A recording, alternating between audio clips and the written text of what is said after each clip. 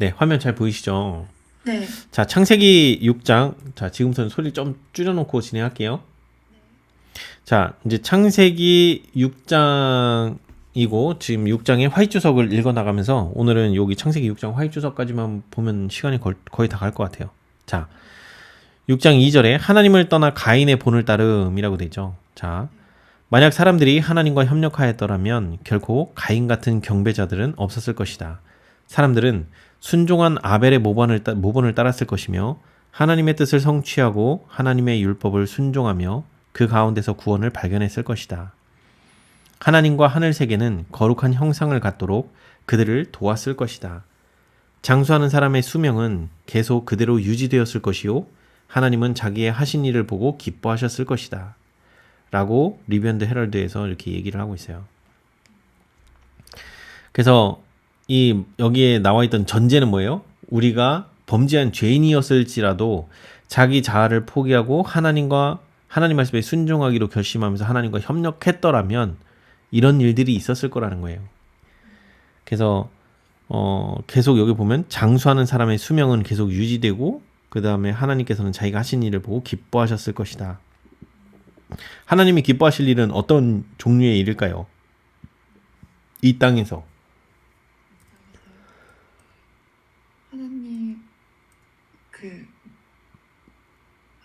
매일매일 하나님의 사상을 따라가는 거. 그죠. 선택하는 일. 죄인이 회개하는 거예요. 죄인이 회개하고 하나님 말씀에 순종할 때 하나님이 가장 기뻐하셔요. 그리고 그 순종하는 삶을 이제 하나님을 의지해서 계속 살아나갈 때. 네, 맞습니다. 자, 3절. 하나님은 무드셀레와 노아와 기타 사람들을 통해 설교하셨음. 하나님께서는 그들에게 120년의 은혜의 기간을 허락하시고 그 기간 동안 그들에게 무드셀레와 노아와 그 외의 많은 다른 종들을 통해서 설교하셨다. 그들이 이 신실한 증인들의 그 증언에 귀를 기울이고 회개하여 돌아와 충성하였더라면 하나님은 그들을 쓸어버리지 않으셨을 것이다. 그래서 하나님께서 마지막 이 노아의 시대 때에 이 무드셀라가 지금 노아의 아버지란 말이에요. 아, 노아 맞나? 아, 할아버지인가? 잠깐만요. 족보 좀 한번 볼게요. 창세기 5장의 족보를 한번 보면 한번 이거 족보 관계 좀 따져보고 가시죠. 자, 봅시다. 자, 노아의 아버지는 라멕이고 라멕의 아버지가 무드셀라네요. 그러니까 무드셀라는 노아의 할아버지네요. 그죠? 그리고 노아의 할아버지고 노아의 증조 할아버지가 에녹이에요. 자, 다시 가볼게요. 자, 그러면 무드셀라와 노아에 대한 이야기가 나오죠. 자, 무드셀라와 노아와 그 외에 많은 다른 종들을 통해서 설교하셨다라고 돼 있어요. 그죠? 하나님께서 120년의 은혜의 기간을 허락하신 거는 물론 방주를 지어야 되는 그 시간도 필요했지만 하나님께서 다시 한번 홍수를 쓸어버리시기 전에 마지막으로 그들에게 회개할 수 있는 마지막 기회를 주신 거예요. 그래서 120년 동안 노아와 그 가족들은 이 백성들에게 하나님 말씀에 불순종하는 백성들에게 설교도 하고 방주도 짓고 그런 또 조롱과 뭐 이런 것들을 받으면서 그러면서 그 120년의 시간을 보냈단 말이에요. 그런데 여기 이제 밑에 보면 자, 에녹은 흔들리지 않은 증언을 가지고 있었음. 대홍수의 파괴 이전에 에녹은 흔들리지 않는 증언을 지니고 있었다. 그래서 대홍수가 일어나기 전에 그 에녹이 하나님께로부터 계시를 받죠. 그래서 계시를 받아서 그 대홍수 사건과 그 다음에 앞으로 벌어질 미래의 사건들에 대해서 하나님께서 에녹에게 그 눈을 열어서 계시로 그걸 보게 하시고 그리고 또 이 홍수 사건이 일어날 것에 대비해서 사람들에게 그 피할 길, 그 하나님을 의지하여 그 하나님 말씀에 순종하라고 그러면서 복음을 전한단 말이에요. 근데 여기서 에녹이 흔들리지 않는 증언을 지니고 있었다라고 할 때 이게 단순히 계시만 봤다고 해서 흔들리지 않는 증언일까요? 무언가 어떤 사실을 안다고 해서 내가 흔들리지 않을까요? 단순히 지식을 아는 것만으로는 우리가 절대 흔들리지 않을 수가 없어요. 지식은 지혜로 바뀌어야 돼요. 지식과 지혜의 차이는 어디서 오냐면 지식을 경험으로 이해하고 깨달을 때 지혜가 돼버려요. 아시겠죠? 에녹은 하나님을 지식으로만 알지 않았어요.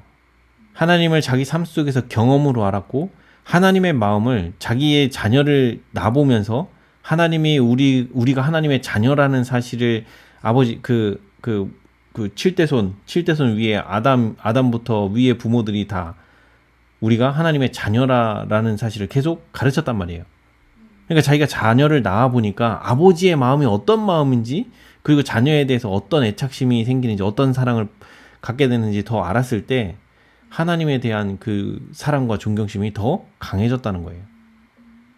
나날이 일상 속에서 아버지 하나님을 배워나가는 그 가운데서 자녀가 뭘 잘못해서 저기 했다고 해서 아버지가 자녀를 막 두드려 패고 혼내요? 그렇게 그 자녀들을 다루시고 하는 그런 모습들이 자기가 자녀를 다루는 것보다도 더 큰 사랑으로 대하시는다라는 그 사실을 깨달았을 때 에녹의 마음은 완전히 하나님의 사랑으로 점차점차 더 깊이 물든단 말이에요. 그렇게 하나님과 그 사랑의 교제 가운데 있을 때야 비로소 흔들리지 않는 상황이 돼요. 어떤 오류가 오든 어떤 손가락질과 핍박과 조롱이 온다 할지라도 흔들리지 않을 수 있는 힘은 거기서 나와요. 우리가 삶 속에서 경험으로 하나님을 알아갈 때 지식이 경험되어지고 그 경험되어진 지식이 하나님께서 주신 경험으로 그게 체득이 될 때 이 말씀은 내 안에서 살아 움직이게 돼요. 마치 이 에녹이 살던 시대에 그 시대의 사람들이 아담으로부터 직접 설교를 들었었고 또 에덴 동산이라고 하는 그 실제 증거하는 증거물들이 있었음과 같이 우리의 삶 가운데서 하나님의 능력을 경험해 보는다라는 이 사실은 정말 하나님이 살아계시다는 명확한 증거예요. 자, 노아와 무드셀라의 음성. 하나님은 홍수로 세상을 쓸어버리시기로 작정하셨지만 자비와 사랑으로 그들에게 120년간의 은혜의 기간을 주셨다. 방주를 만들면서 이 기간 동안 노아와 무드셀라 등 하나님의 종들은 경고와 탄원의 음성을 높였다. 그리고 방주를 짓는 망치 소리 하나하나는 경고의 기별이었다. 자, 여기 보면 노아와 무드셀라가 그들이 남아있는 그 120년의 세월을 어떻게 살아요? 여기 보면 방주 짓고 복음 전하고 경고하고 그쵸? 그러면 이들이 그 한가하게 놀 수 있는 시간이 있었을까요? 없었을까요? 놀 시간이 없어요. 왜요? 은혜의 시간이 120년밖에 안 남았고 지금 뭐 하라고요? 방주도 지어야 되는데 저 많은 사람들에게 구원의 소식을 전해야 되기 때문에 방주도 지어야 되고 그러니까 이게 정신없이 바빴을 거라는 거죠. 사람들을 그 통솔도 해야 되고 그런 와중에도 하나님을 잊지 않고 의지하고 있다라는 사실이 진짜 중요한 거예요. 그쵸? 바쁘면 하나님을 등지고 잊어버릴 수 있어요. 그런데도 이 노아와 무드셀라는 끝까지 하나님께 충성하는 자리에 남을 수 있었던 이유는 내 삶의 가장 첫째 자리에 하나님을 두기 때문에 그래요. 늘 말씀을 묵상하고 그 하나님의 말씀이 가장 내 삶의 하루의 시작을 그 말씀으로 시작을 하면서 우리 마음 가운데 계속 하나님을 일상의 삶 가운데서도 계속 바쁜 와중에도 잊어버리지 않으려고 노력하고 애쓰는 그런 노력이 있을 거라는 거죠. 여기도 보면 계속 경고와 탄원의 음성을 높였다는 얘기는 계속 기별을 전했다는 얘기잖아요. 기별을 전하려면 자기가 깨닫고 안 만큼 전하게 돼 있거든요. 자, 좀 더 가보겠습니다. 믿는 사람도 있었고 물러간 사람도 있었음. 자, 120년 동안 노아는 홍수전 사람들에게 경고의 기별을 선포하였지만 회개한 사람들은 단 몇 사람뿐이었다. 방주를 짓는 일에 노아가 고용한 목수들 중 몇 사람은 그 기별을 믿었지만 홍수가 나기 전에 죽었다. 노아가 얻은 구도자들 중 몇 사람은 물러가 버렸다. 믿는 자들 중 많은 사람들이 믿음을 지켰으며 승리한 가운데 잠들었다. 여기 보면 단 몇 사람 뿐이었다고 했죠. 그러니까 우리가 지금 나중에 이제 재림교회가 가장 먼저 심판을 받아요. 재림교회는 세상 모든 사람들보다도 먼저 심판이 끝나요. 재림교인들은.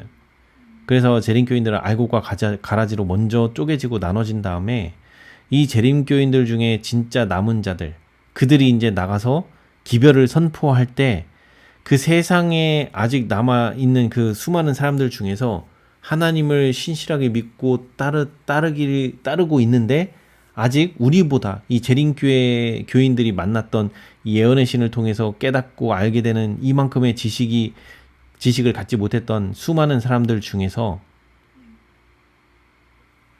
이 하나님의 기별을 외치는 우리들의 외침을 듣고 나오는 무리들이 있어요. 근데 많지는 않아요. 그러니까 여기에 지금 이 노아의 이 홍수 사건 요 때도 보면 노아의 기별을 듣고 나온 사람은 단 몇 사람 뿐이었다라고 돼 있죠. 우리 때도 마찬가지일 겁니다. 여기서의 소수라고 하는 거는 우리의 전 세계 인구가 80억이에요. 80억 중에 나오는 이 구원을 받기 위해서 나오는 무리는 소수일 거라는 거예요. 그러나 실제 각시대쟁투나 이런 거 읽어보면 그때 많은 무리가 나올 거라고 돼 있지만 전체 인구 비율을 놓고 볼 때는 소수라는 거죠. 그래도 소수라 하더라도 뭐 진짜 손가락에 꼽힐 정도로 막 이 정도까지는 아니더라도 전체 인구에 비하면 소수의 그 사람들이 나온다는 얘기예요. 자, 아무튼 확신을 주는 설교, 에녹의 경험. 에녹이 한 설교와 그의 승천은 에녹 시대에 살아있었던 모든 사람들에게 하나의 확신을 주는 논증이었다. 그것은 또 의인은 승천할 수 있다는 것을 보여주기 위하여 노아와 무드셀라가 힘있게 사용할 수 있었던 논증이기도 했다.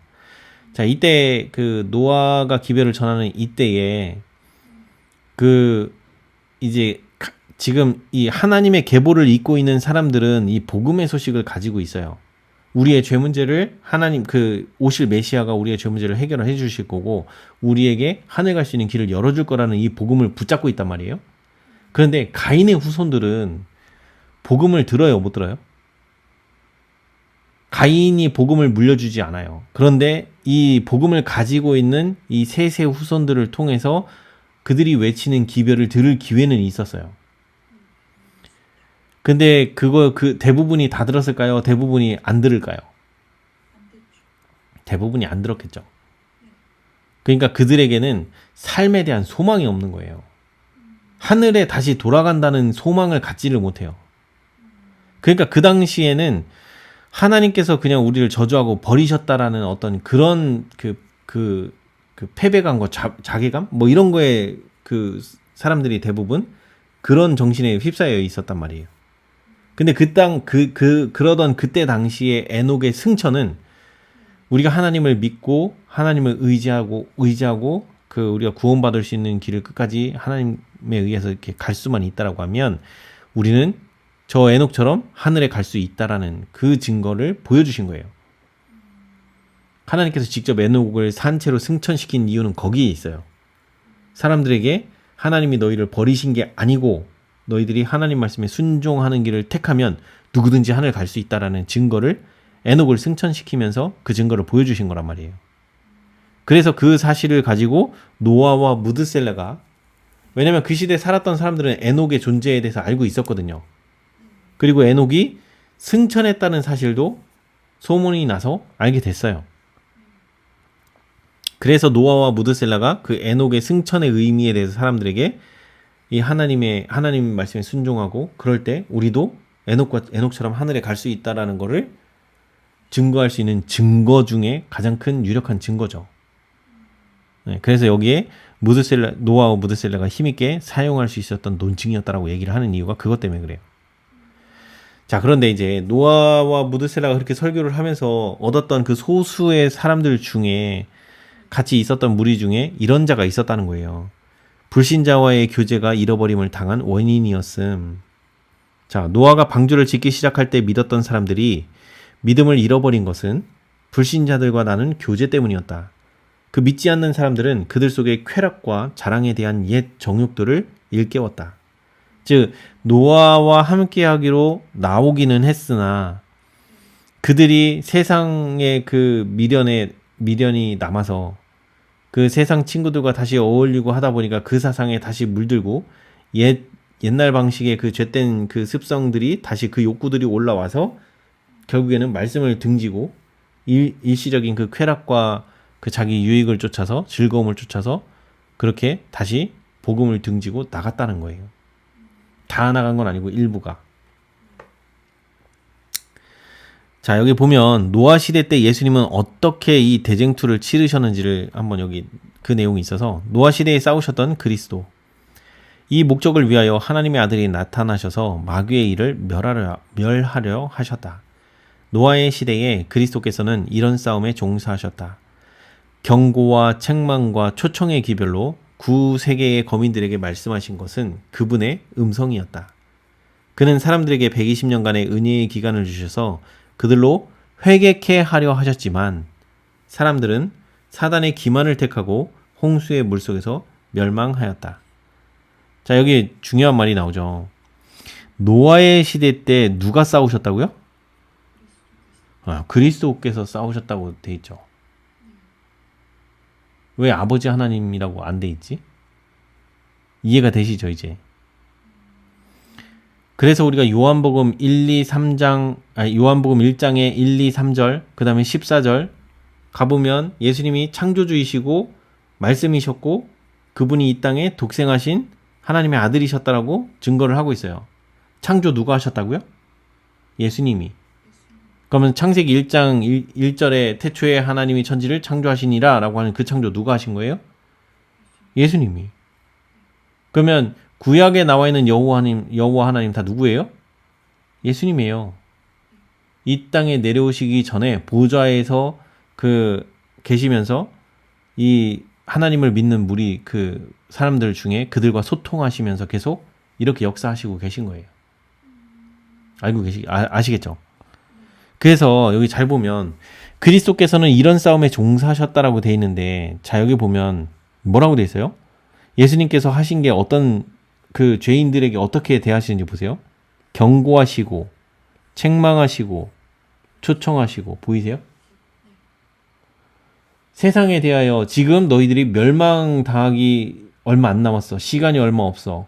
라고 경고를 하시고 너희의 그 죄가 그 죄된 그 죄 가지고 나에게 오라고. 그래서 그 죄를 깨닫게 하시려고 그들에게 그 책망의 기별도 주시고, 그래서 그 죄 문제로 우리가 당황하고 방황하려고 하는 그 순간에 뭐 하세요?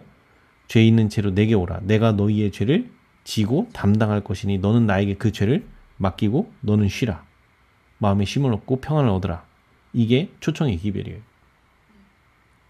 오늘날도 우리랑 똑같아요. 세상에 대해서 경고를 받고 세상이 때가 다 됐어 라고 하는데 그때 내 주변에 누군가를 통해서 복음을 듣게 됐고, 그리고 그 복음을 점점 하나님의 말씀을 보다 보니까 내가 죄인이라는 사실을 자꾸 알게 돼요. 왜요? 말씀이 자꾸 내 양심을 찌르니까. 그 찌르는 게 그게 바로 하나님의 음성이고 그게 책망이에요. 그래서 그 책망을 받고 나서야 비로소 내가 죄인이라는 사실을 깨닫고 난 다음에 드디어 나에게 이 죄 문제를 해결해 주실 예수님이 보이는 거예요. 그래서 그 죄 있는 채로 내게 오라라고 하는 그 초청이 너무 반갑고 감사한 거예요. 아시겠죠? 그래서 예수님은 이 구약 시대 때나 지금이나 똑같은 방식으로 일하세요. 큰 틀에서 보면 경고하시고 책망하고 초청하시고, 그래서 복음을 받아들이게 하시고, 그렇게 해서 어떻게 하려고 하는 거예요. 그래서 이 120년이라고 하는 은혜의 시간을 준 거는 뭐 때문에 주셨다? 그들로 뭐 하게 하려고? 그들 회개시키려고. 마지막으로 그들을 완전히 쓸어 버리시기 전에. 그러니까 이제 나중에 예언의 신 읽다 보면 어떤 표현이 나오냐면, 사랑의 하나님께서는 멸망시키고 소멸시키고 죽이는 일이요, 전혀 낯설고 생소한 거예요. 이질적인 거예요, 하나님께는. 생각해보세요. 이타적이고 베풀고 봉사하는 거 좋아하시는 분이 죽이고 멸하고 그 병들게 하고 이렇게 하는 일, 그거 하나님께서 그거 좋아하시는 일이겠냐고요. 그래서 우리가 바로 이해하고 깨달아야 되는 건 뭐냐면, 하나님께서 죄인들에게 시련을 주시고 고난을 주시는 건 하나님이 그걸 좋아해서가 아니에요. 그런 식으로 하지 않으면 저 영혼이 이 경고와 책망을 받을 길이 없어요. 그래서 고난과 시련을 허락하시는 거예요. 허락하신다는 말의 의미는 뭐냐면 하나님께서 직접 고난과 이 시련을 직접 주시는 게 아니에요. 잠시 보호의 손길을 살짝 여셔서 사탄이 치고 들어와서 잠깐 시험을 걸 수 있게 허락하시는 것 뿐이에요. 그래서 오해하시면 안 돼. 그 내용이 어디 나와요? 그게 욥기 1장 2장 내용이에요. 사탄이 와서 하나님께 저 욥 좀 쳐보세요. 하나님이 마치 욥을 치시는 분인 것처럼 그렇게 거짓말을 해요. 그러니까 하나님께서 뭐라고 하셔요? 내가 욥을 너희 손에 맡길 테니까 생명은 건들지 마. 그러면서 하나님께서 말씀하시잖아요. 그래서 하나님은 절대 사람들에게 어떤 시련과 고난을 주고 싶어서 주시는 게 아니에요. 그들을 깨닫게 하시고 더 충성의 자리에 남을 수 있게 그 훈련하고 연단하는 방식을 사탄이 쓰는 그거를 허용을 하면서 그가 깨달을 수 있다라고 하면 사탄이 고난과 시련을 주는 존재인데 그 고난과 시련이 만약에 그를 회개케 한다라고 하신다고 하면 하나님께서 그 부분을 허용을 하시는 거예요.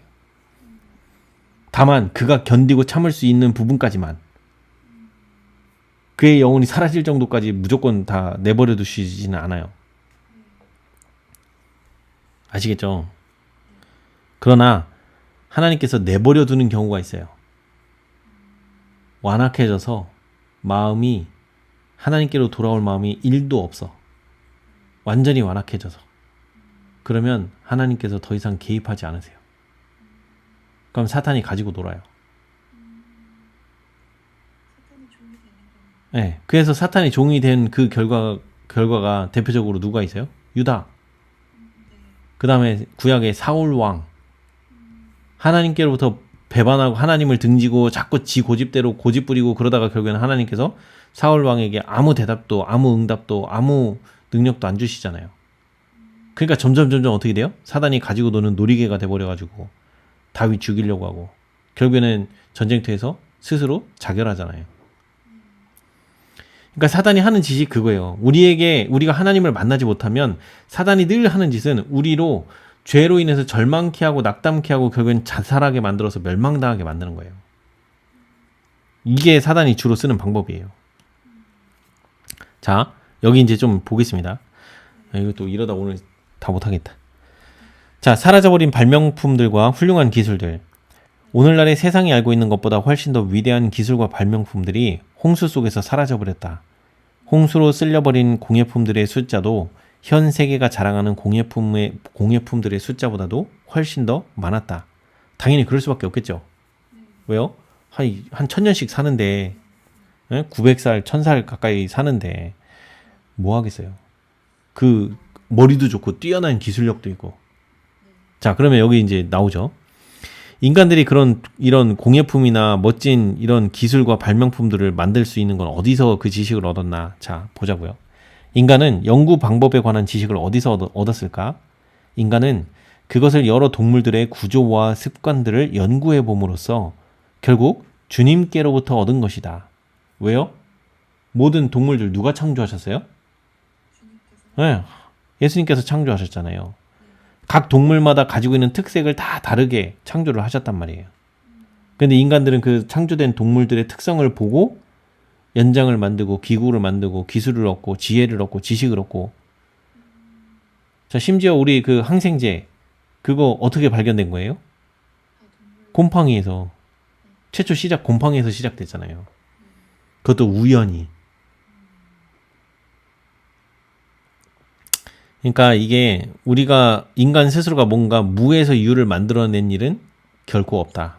모든 건 다 자연의 동물이나 식물이나 이런 걸 통해서 깨닫고 관찰하고 깨닫고 그렇게 해서 연구하고 그 인간이 쓸 수 있는 방법으로 고안해내는 그런 수준이었다. 그러면서 그걸 뛰어나다고 자랑하고 있다. 근데 그 지혜는 다 어디서 봤다? 하나님께로부터. 자, 좀 더 볼게요. 동물들이 그들의 몸과 그들에게 주어진 무기들을 사용하는 것들을 보고 사람들은 여러 가지 연장들을 만드는 법을 배웠다. 사람들이 만약 홍수 때문에 잃어버린 기술이 얼마나 많은가를 안다면 소위 원시 시대에 관해서 그렇게 유창하게 말할 수는 없을 것이다. 사람들이 만약 그 당시 그분의 사람들을 통해서 옛날에 하나님께서 하신 일을 볼 수 있다면 홍수 전 시대의 기술은 하잘것없는 것이라는 말을 자신 있게 할 수는 없을 것이다. 오늘날 우리가 아는 것보다 훨씬 더 많은 것들을 홍수로 잃어버렸다. 하나님께서 세상을 내려다보실 때 자신이 사람들에게 주신 지혜는 왜곡되고 사람의 마음의 상상은 항상 악할 뿐임을 보셨다. 여기 보이죠? 여기 이제 중요한 말이 나와요. 하나님께서 세상을 내려다보실 때 여기 보면 자신이 사람들에게 주신 지혜, 즉 하나님께서 사람들에게 주신 지혜는 왜곡됐다. 어떻게 왜곡됐어요? 사람들의 마음이 항상 악하다라고 하는 요 악하다라는 정신은 뭐예요? 이타적인 정신이 없고 이기적인 정신으로 물들어 있다는 거예요. 그러면 하나님이 주신 지혜를 어떤 목적으로만 쓸까요? 그쵸? 자기 이기적인 목적으로만 쓰는 거예요. 그리고 그걸 하나님께서 주신 거라고 감사히 여기지 않는다는 거죠. 사단이 맨 처음에 죄로 빠질 때 사단의 머릿속에 이 모든 명예와 모든 영광과 이런 모든 지혜와 지식이 다 누구 것이냐? 그게 다 하나님께로부터 온 건데 그거를 자기 것인 양 생각했다라는 데서부터 죄가 시작됐다고 제가 말씀드렸죠. 여기 똑같잖아요.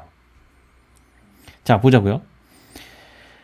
자, 그분은 이 사람들에게 지식과 가치 있는 아이디어를 주셔서 그분의 계획을 성취하려 하셨지만 이게 하나님께서 사람들에게 지혜를 주신 목적이에요. 뭐 하려고요? 하나님의 계획이 뭐예요? 이 세상의 복음을 통해서 죄를 버리고 사람들이 하나님의 말씀에 순종하는 자리로 와서 온 세상이 복음으로 변화되는 그런 지경에끔 가게끔 하고자. 그래서 그들이 하나님의 영광을 자기들의 말과 행동으로, 자기들의 품성으로 하나님의 영광을 드러내는 존재들로 되게끔 하시고자 하는 게 하나님의 계획이었어요. 그래서 여기 보면 그래서 그들에게 하나님의 말씀과 하나님의 의도와 하나님의 지혜를 깨달을 수 있게끔 그들이 인간이 깨닫고 돌이킬 수 있는 정도의 그 깨달음을 얻을 수 있도록 그 정도의 지식과 가치 있는 아이디어들 이런 거를 주셨다는 거예요. 하나님의 그 계획을 성취시키려는 목적을 가지고 행하게 하시려고. 그렇게 했는데 그 지혜와 기술과 판단력을 받은 사람들은 그것을 뭐 하는 데 쓴다? 자신의 영광을 위하여 이용하고 있었다. 공예품 왜 만들어요? 자랑하려고. 그렇죠. 나 이 정도 이런 것도 만들었어. 이만큼 더 예쁘지? 이거 내가 만들었어. 아시겠죠? 그래서 자 볼게요. 그래서 하나님은 홍수의 물로 이 장수족들을 땅에서 도말해 버리셨고 그들과 함께 항상 악한 목적에만 사용되었던 뭐도? 지식도 쓸어버리신 것이다.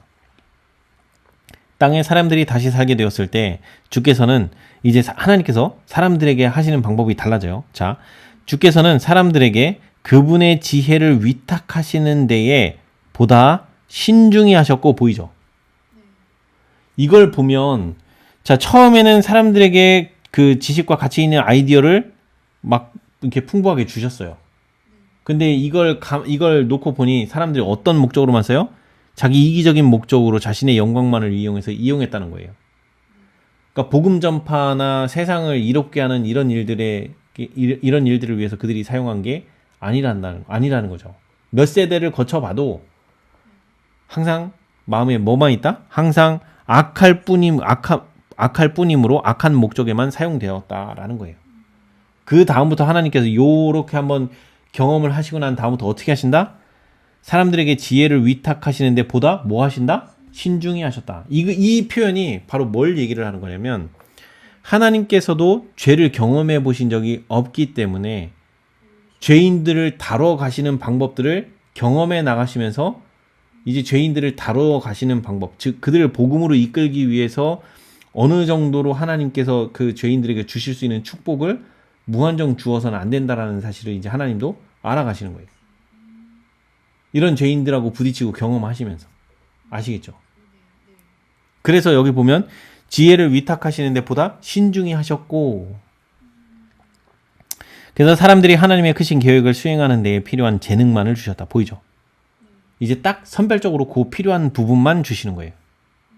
그래서 오늘날 우리가 기도를 할 때 왜 하나님께서 우리가 기도하는 걸 다 못 들어주세요? 지혜 많이 주면 어떻게 한다? 지혜 많이 주면 요거 한다, 요거. 요거 자기 자신의 영광을 위해서 그걸 또 이용한다. 악용한다. 그러니까 어떻게 한다? 하나님의 크신 계획을 수행하는 데 필요한 그 재능만 주신다. 그래서 재능을 각 사람에게 따로따로 다 다르게 주신다. 그래서 그들이 연합해서 일하게 하신다. 그래서 하나님을 믿는 사람들끼리 연합을 해야 되는 이유가 여기 있어요. 한 사람에게 몰아주셔도 탈이 생기더라. 죄인들의 특성이라 어쩔 수가 없다. 이기적이라. 알겠죠? 자, 보자고요. 발전하고 있다는 망상. 참, 여기 일단 여기서 가죠. 이어서 얘기하고 있으니까.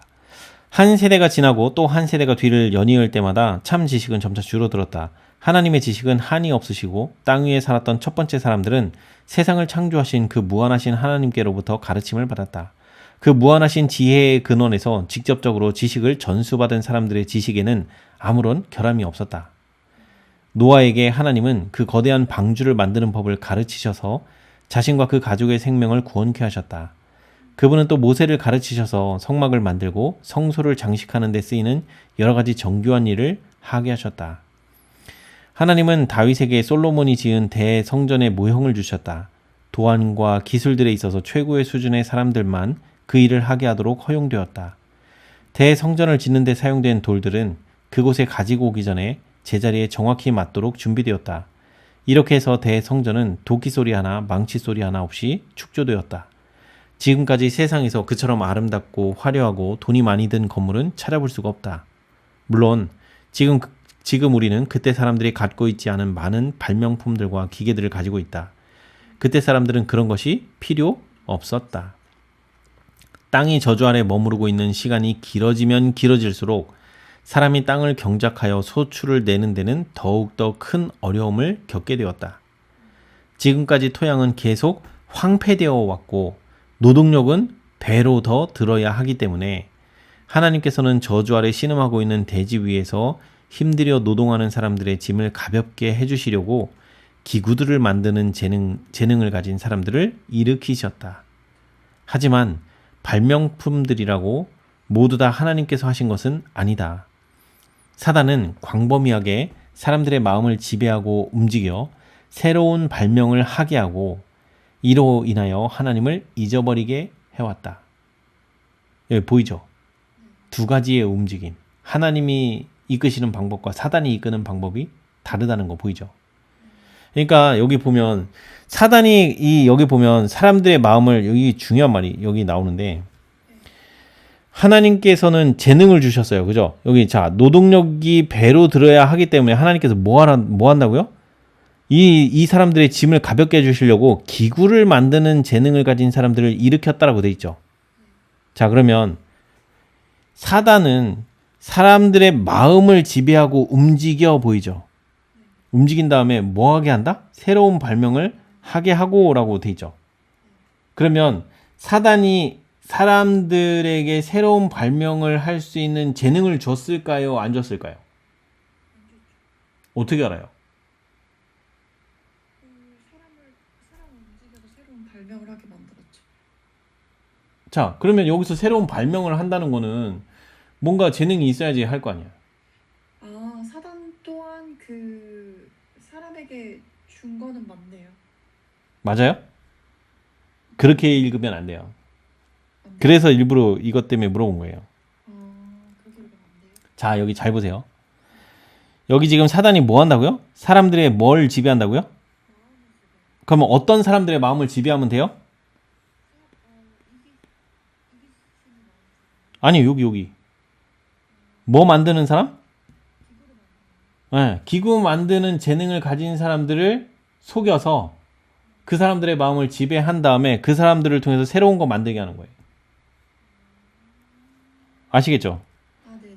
사단이 뭔가 새로 만들 수 있는 능력을 주는 존재가 아니에요. 네, 그쵸. 네, 사단은 절대 그럴 능력이 없어요. 근데 마치 자기가 그런 능력이 있는 것처럼 속이는데 어떻게 한다? 그런 재능을 가진 자를 자기가 속여놓고 자기가 막 떡 주무르듯이 주무를 수 있는 상태를 만든 다음에 걔 보고 만들게끔 다른 걸 만들게끔 그런 거를 아이디어를 밀어넣어요. 그러면 그 능력을 가지고 자기가 생각한 거네요. 그쵸? 이런 식으로 일해요, 사단이. 그래서 제일 중요한 거 뭐냐면 사단에게 있어서 가장 중요한 것 중에 하나가 뭐냐면 네. 사람들의 마음을 지배하는 거 요게 가장 중요한 거예요. 네. 그러니까 성경에 무슨 말이 있어요? 무릇 지킬 만한 것 중에 뭘 지키라? 마음을 지키라. 생명의 근원이 여기에서 난다고. 왜 그렇게 마음을 지키라고 계속 하실까요? 하나님이 이런 재능을 주시면 뭐해요? 사단의 정신에 속아갖고 거기에 팔려버리면 이렇게 주신 재능이 또 엉뚱한 데 쓰인다는 거예요. 맞네요. 아시겠죠? 네. 그러니까 사단은 뭔가를 새로 뭘 해줄 수 있는 능력이 전혀 없어요. 네. 그냥 착각하면 안 돼요. 네. 자, 또 보겠습니다. 지적 능력은 홍수 전 사람들과 현대인들과는 비교할 바가 못 된다. 지금 우리가 소유하고 있는 것보다 훨씬 더 많은 옛 기술들을 잃어버렸다. 왜냐하면 퇴화되어가는 이 시대의 사람들이 갖고 있는 솜씨와 기술은 거의 10세기 가까운 세월의 수명을 누렸던 강인한 체력을 가진 사람들이 갖고 있었던 지식과는 비교할 바가 못 되기 때문이다. 자, 이게 무슨 얘기냐면 오늘날 박사들이 정말 그 박사 논문 뭔 연구를 한다고 치자고요. 그럼 박사들이 연구하는데 얼마나 연구를 할 수 있을까요? 길어봐야 몇 년? 그 사람이 뭐 80살을 산다고 칩시다. 아니 좋아, 100살까지 산다고 쳐. 100살까지 100년 동안 연구했다고 쳐. 태어나면서부터 연구했다고 쳐요. 뻥 많이 보태서. 그냥 100년을 연구했다고 칩시다. 100년 연구한 거랑 1000년을 연구하면서 사는 사람이랑 비교하면 얼마나 차이가 날까요? 네, 그래서 비교할 바가 못 된다고 얘기하는 거예요. 그리고 더군다나 그 1000년 동안 살면서 그들은 어떻게 해요? 지혜와 지식을 몇 대 손이? 항상 거의 그 7, 8대 손이 서로 교류하면서 배우고 가르치고 그럴 수 있었어요. 이해가 되시죠? 그래서 홍수 전 사람들은 수백 년씩 살았고 100살쯤 되는 사람은 그저 청년에 불과했다. 그토록 장수한 사람들은 건전한 신체에 건전한 지성을 소유하고 있었다. 그들의 육체적, 정신적 힘은 너무나 엄청나서 지금같이 유약한 시대의 사람들이 가진 힘과는 비교할 수 없는 것이었다. 홍수 전 사람들은 거의 1000년 가까이 지식을 습득하였다. 그들은 60세가 지나 100세 가까운 나이가 되어야 비로소 뭘 한다? 활동을 시작하였다. 지금 사람으로 말하자면 가장 장수하는 사람이라 할지라도 그들의 짧은 삶을 마치고 역사의 무대에서 사라져 갈 나이인 것이다. 현 시대야말로 진정한 발전의 시대요. 지식에 있어서 인류는 과거 시대로부터 발전해 내려오고 있다는 망상 속에 기만당한 사람들은 하나님의 진리를 거짓 것으로 바꿔놓는 거짓의 압이 마귀의 가마를 받고 있는 것이다. 그래서 진화론이 사단의 사상인 거예요. 전혀 지금 성경과는 거꾸로 얘기하고 있는 거예요. 자, 여기 보면 우리 그 지난주에 나왔던 것 중에 하나가 네피림이라는 말이 나왔어요. 그 네피림에 대한 이해를 좀 도와줄 수 있는 말이 여기 나와요.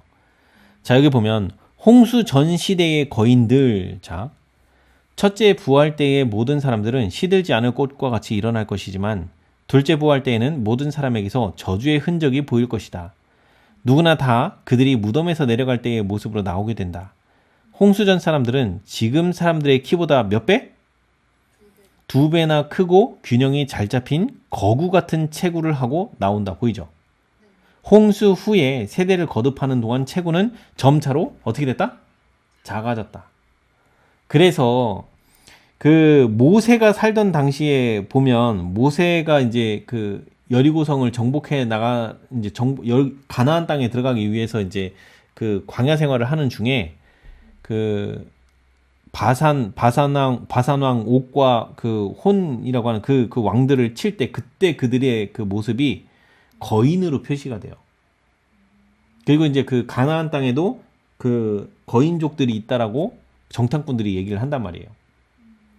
그 정탐꾼들이 결국에는 누군 거예요? 이 홍수전 시대에 살았던 이런 거인들의 모습을 하고 있었던 거라고 보시면 돼요. 아시겠죠? 근데 홍수 전 사람들은 대부분이 다 지금 우리보다 2배나 키가 컸다는 거죠. 지금 우리가 제일 키 큰 사람이 한 2m 50? 뭐 이 정도 되잖아요. 한 2배면 대략 5m 정도 되는 거예요. 그죠? 그러니까 대략 5m 되는 사람들이 지금 우리가 한 2m도 안 되는 사람들이 그 5m 되는 사람들을 쳐다보면 어때요? 거인이죠, 거인. 아시겠죠? 그래서 네피림을 거인이라고 칭하는 이유가 그런 의미라고 보시면 돼요. 근데 그 당시 사람들에게는 거인이 아니죠. 그게 그냥 일반적인 키니까. 그래서 자, 그런 부분이 있었다. 자, 비열한 죄악에 이르기까지 타락함. 우리들은 홍수 이전 시대의 역사와 그 평원의 타락한 도시들의 역사를 가지고 있다. 그 사람들의 행위는 경조 부박한 데서 시작하여 비열한 죄에 이르기까지 타락하여 하나님의 진노를 불러들였고, 하나님께서는 그들의 타락한 가마를 땅에서 제거하기 위하여 무서운 파멸로 응하셨다. 여기 보면 하나님께서 홍수를 왜 일으키셨다고요? 제일 중요한 말 여기 나오죠. 하나님께서는 그들의 타락한 가마를 어디서 제거한다? 땅에서 제거. 왜요? 이 죄악이 한 명이라도 그 죄악을 가진 사람이 남아있으면, 그 타락한 그 무리로 남아있다라고 하면 어떻게 돼요? 또다시 홍수를 일으키셔야만 되는 상황이 벌어지거든요. 이해가 되시죠? 그래서 그 당시 홍수 때에 그 방주에 타지 않은 모든 사람들을 다 쓸어버리신 이유가 여기 있어요. 그래서 이런 일이 왜 벌어졌느냐, 여기 보면 이거 이렇게 해서 보죠. 기호와 정욕이 이성을 지배하였고 자아는 그들의 신이었으며 지극히 높으신 자를 아는 지식은 타락한 정욕의 이기적 방종으로 거의 사라져 버렸다. 보이죠? 여기 중요한 말이 나와요. 기호와 정욕. 그게 뭘 지배했다? 이성을 지배했다. 거꾸로 해. 원래는 이게 이성이 이 기호와 정욕들을 지배해서 거기에 쓸려다니지 않게끔 자제하고 절제하고 극기하는 이런 상태가 돼야 되는 게 정상인 거예요. 그런데 이게 지금 뒤집혀 있죠. 오늘날 사는 우리들은. 이성이 없고 오히려 먹고 마시고 즐기는 일이 오히려 우리를 지배하고 있죠. 우리의 감정이 우리의 이성을 지배하고 있고. 그리고 오늘날 우리 사람들이 어떻게 돼요? 자아는 그들의 신이었으며, 이게 사단의 정신을 가진 사람들에게서 나오는 특징이에요. 그래서 하나님을 아는 지식은 버리고 그 자리에 뭘 갖다 해왔다? 정욕의 이기적 방종. 딱 오늘날 우리 시대랑 똑같은 거예요. 자, 여기 보면, 자, 합법적인 것을 그릇 사용함. 홍수 전 시대의 사람들의 죄는 원래 하나님의 율법과 일치되는 것들을 뭐 하는 데서? 여기 보면 그릇 사용하는 데 있었다라고 돼 있죠. 자, 보면 읽어볼게요. 그들은 자기들의 이기적 욕망을 만족시키는 데에 하나님께서 주신 선물들을 사용함으로써 그것들을 더럽혔다. 자, 여기 중요한 말이 나오죠. 식욕과 비열한 정욕의 방종으로 그들의 뭐가? 상상력은 완전히 뭐 어떻게 됐다? 썩어버렸다. 보이죠? 자, 우리가 중요한 게 있는데, 식욕과 정욕은 뭘 망가뜨린다고요? 우리의 생각을 사단의 정신으로 만든다고요. 그래서 그리스도인의 마음과 품성과 인격 16장 17장을 보면 네. 죄가 후손들에게 어떻게 전가되는지 거기에 그 내용이 나오는데, 그 대부분이 뭘로 전가된다? 먹고 마시고 그 다음에 저 정욕 방종하는 이런 데 있어서. 맞아요. 특히 엄마가 그런 일에 이 그리스도인의 그 절제와 인내를 하나님을 의지해서 이걸 극복하지 못하면 내 자녀에게 요 정신이 그대로 물든다는 거예요. 그래서 그 어렸을 때의 아기는, 뱃속의 아기를 가진 때부터 엄마의 역할이 정말 중요하다고 계속 강조를 하는 거예요. 엄마가 하나님을 의지하면서 이 아이를 하나님께 그 바치는 목적으로 하나님께서 그 아이에게 함께 하셔서 하나님의 사람으로 만들기 위해서 엄마가 한 그 아이가 그 12살이 되기 전까지 그렇게 애쓰고 공들여야 되는 이유가 여기 있어요. 그렇게 공들이고 하나님이 쓰시길 바라면서 그렇게 노력을 할 때 하나님께서 그 노력에 보상을 하신다니까요. 그래서 그 요게벳이 누구예요? 모세의 엄마. 모세의 엄마 요게벳이 모세의 아기를 가졌을 때부터 아기가 태어나서 아이가 자라서 왕궁에 갈 때까지 하나님을 어떻게 섬기고 기도를 어떻게 하며 하나님의 사랑이 무엇인지 그리고 먹고 마시는 모든 것에서부터 하나님 뜻대로 키우기 위해서 엄청 노력해요. 그래서 그 엄마가 공들인 그 12년간의 그 세월의 빛이 모세가 120년을 사는 동안 하나님께 충성해요. 처음에는 몰랐지만 하나님이 어떤 분인지를 깨닫고 광야에서 80년 동안 그 하나님과 동행하면서 하나님께 충성하는 자리에 끝까지 머물게 됐던 그 신앙은 누구에게서 배운 거예요? 어머니에게서. 아시겠죠? 한 사람의 이 선한 가마력이 어디까지 미친다고요? 자기 자녀에게 뿐만이 아니고 그 자녀를 통해서 구원받는 수많은 사람에게까지 미치고 있는 거예요. 그래서 어머니가 바른 신앙을 갖는다는 건 정말 엄청난 축복인 거예요. 많은 사람들에게 축복이 되는 거예요. 자, 여기 또 이어서 가볼게요. 탈선된 식욕. 노아 시대의 사람들은 탈선된 식욕의 방종으로 인하여 타락되었기 때문에 쓸어버림을 당하였다. 나오죠. 예수님이 뭐라고 얘기했냐면 노아의 인자의 때는 노아의 때와 같다라고 했어요. 예수님이 재림하실 때 그때 세상 형편은 노아 시대 때 이 대홍수로 망하는 그때랑 다르지 않다고 했어요. 사람들이. 그들이 먹고 마시고 행하고 이러는 모든 거. 시집가고 장가가고. 그런데 그게 문제가 아니라는 거예요. 그거 원래 하나님께서 먹고 마시고 시집가고 장가가고 하는 거는 하나님께서 주신 그 법칙이에요. 근데 그거를 갖다가 어떻게 사용한다? 그릇 사용하는 게 문제라는 거예요. 하나님이 지정하신 방법대로 그 올바르게 사용하면 되는데 우리의 이기적인 욕망을 만족시키기 위한 목적으로 사용한다는 거예요. 그걸 악용해서 쓴다는 거예요. 결혼도 정욕을 풀기 위한 목적으로 결혼을 하는 거. 과식하고 육식하고 이런 모든 것들 전부 다. 그래서 우리 마지막 때 이 재림 교회에 주신 기별 중에 하나가 뭐가 있냐면 건강개혁이 있어요. 그래서 치료봉사 책이며 식생활과 음식물에 관한 권면들이 있는 이유가 바로 우리의 뭐 때문에 그래요? 우리의 이 전두엽 뇌를 지켜야 되거든요. 이 뇌가 하나님과 소통하는 유일한 길이에요. 근데 우리 뇌를 망가뜨리는 게 이 식욕과 정욕 때문에 망가지는 거예요. 그러면 식욕과 정욕으로 뇌가 망가지면 이 복음이 왔을 때 복음을 깨닫고 하나님께로 나올까요? 안 나올까요? 예, 아까 노아가 구원받는 소수의 사람들이 왔다가 그들이 다시 세상 사람들에게 물들어서 뒤로 다시 나갔다고 돼 있죠. 불신자와의 교제가 잃어버림을 당한 원인이었음이라고 하는 이 부분. 이 사람이 뭐 때문에 나갔어요? 그 사람 마음속에 그 이전처럼 즐기던 쾌락과 자랑 그리고 그런 옛 정욕들 이것 때문에 망하는 거거든요. 이해가 되시죠? 그래서 우리가 절제하고 인내하고 하는 거 그거 나 스스로 못해요. 먹고 마시는 이 모든 것에서 절제하고 인내하고 하나님 뜻대로 하기 위해서는 먹는 것조차도 제어가 내 스스로 제어할 수 없어요. 그래서 먹고 마시는 모든 것들도 끊고 하나님 뜻대로 먹고 마시기 위해서 그것도 개혁하고 이러는 모든 순간들마다 다 하나님 의지하지 않으면 개혁하는 건 불가능해요. 개혁하다 실패할 수 있어요. 어쩌다 그 옛날 그 먹던 버릇 때문에 또 먹을 수도 있어요. 근데 그게 아니다라고 판단을 하고 다시 돌아서서 하나님을 의지해 나가면 고칠 수 있어요. 하나님이 고쳐주시게끔 우리 마음을 바꿔주셔요. 그래서 그거를 삶 속에서 경험을 해보시면 알아요. 제대로 이해하고 깨닫고 하나님 말씀을 더 깊이 이해하려고 노력하고 애쓰고 그러면서 내가 왜 이 건강개혁을 해야 되는지 이거에 대한 깊은 이해와 깨달음을 가진 사람이 너무 없어요. 그걸로 인해서 죄가 지금 계속 전염되고 전파되고 있는데도 불구하고.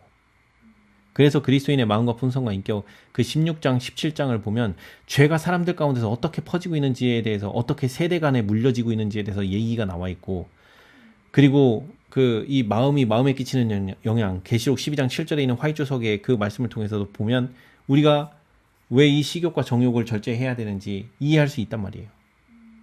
이걸 하지 않으면 우리 정신이 사단의 정신으로 계속 물들고 그 사단의 그 충동에 끌려다닌단 말이에요. 그래서 지금 우리는 깨어나야 돼요.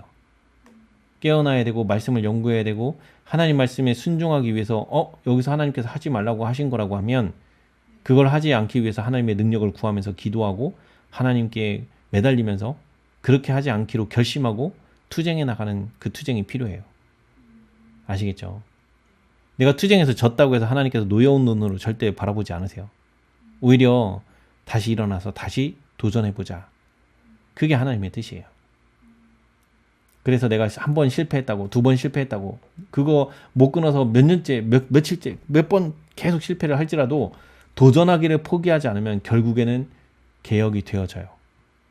개혁은 내가 하는 게 아니고 하나님의 능력을 의지하면 할수록 되어지게 돼 있어요. 누가 끝까지 하나님을 믿고 의지할 거냐 말 거냐 여기 달린 거예요. 자, 오늘 여기까지 해서 마치도록 하시죠. 오늘 6장 화해주소까지는 다 들어간 것 같고 이제 다음 주부터는 이제 우리 그 예언의 신에 있는 말씀 보는 걸로 하겠습니다.